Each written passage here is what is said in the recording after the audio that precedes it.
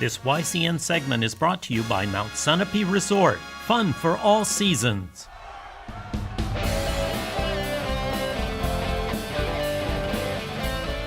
Welcome back, YCN Sports Talk. Jeremy Stout, Rob Taylor from the Lebanon Area Chamber of Commerce in studio. And we are moving back over to baseball, some off the field / on the field stuff first before we get to the American League. So the pace of play rules, 6 mound visits per 9 innings.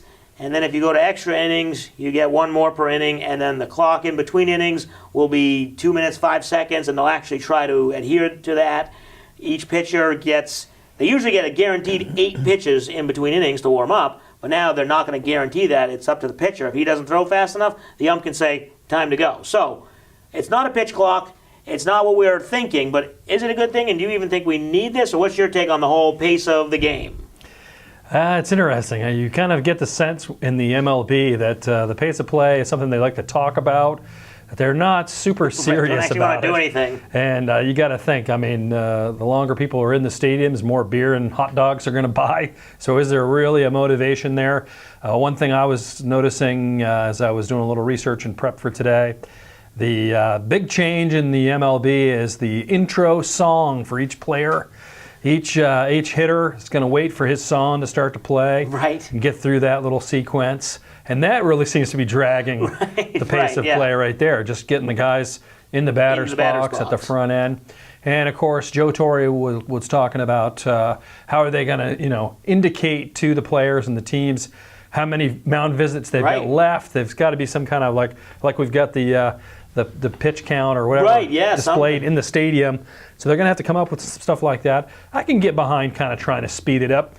To me, it's always been a thing. If the pitcher's performing, I think if he just pushes it forward, it's going to be better for him. Right. And it seems like that.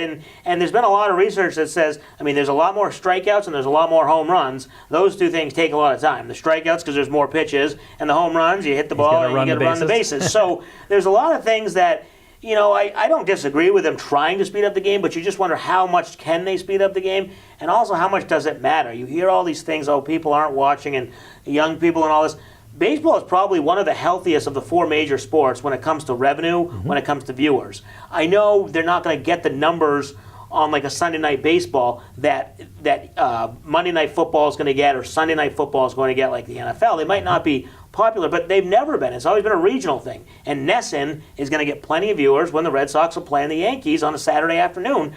I don't care how long the games are. Absolutely. Like you said, you were talking earlier about Joe Torre, and you said he said it's World War III when the Red Sox and Yankees play. Yeah, they're just long games. Those games are long games, but just by their very nature. Right. A lot of strategy going in on the part of the managers.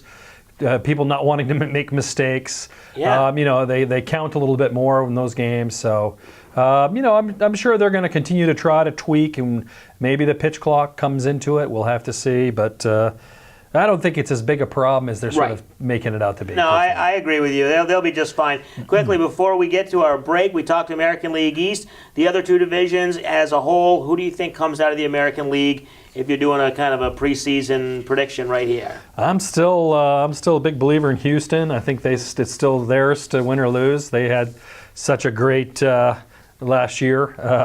These big moves that Red Sox and Yankees are making, the proof is, does it make them more competitive with Houston? And that's really what it boils down to.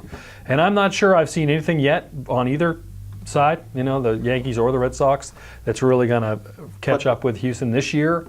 We'll see. Right, and also it seems like Houston might have, I don't know, maybe I'm misreading it, the easier path in the division. I know the Indians have a pretty easy path, but the Twins were kind of there at the end of last year. Obviously, Red Sox and Yankees will battle it out in the East. Cleveland. So just by the fact that they have less competition, maybe they can get there. So, it's going to be interesting what happens in the American League. There's probably 3 good teams at the top, maybe 4 if you count the Red Sox. We'll take our final break. When we come back, we'll make sure we get to some local stuff, talk some Patriots, and make our Salt Hill Pub picks of the week. You're watching YCN Sports Talk.